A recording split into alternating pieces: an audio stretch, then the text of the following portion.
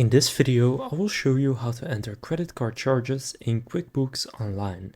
So to do this, what you want to go and do is open up QuickBooks, then click on New in the top left. Now from here, go and click on Expense right here. That will take you right here. Now you want to fill in everything, but the most important part is the payment account.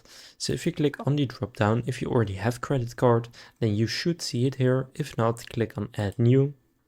Then for the account type, click on the drop down and select credit card. Then for the detail type, it will also be credit card. For the name, you could say credit card, for example, Visa, whatever.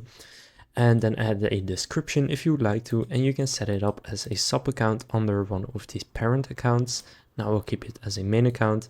Then you can write the balance right now. So this will be the starting balance then, for example, 300, and then click on save and close. So then you can here click on the drop down, and now you just want to close it and reopen it so that it will update. And then now you can click on the drop down, and now you should see the credit card, and then you will see the balance right there. And then here where it says what did you pay with, you can just select credit card as well, enter a reference number, a tag, a category, etc. And then just click save and close in the bottom right. So that's how to enter credit card expenses in QuickBooks Online.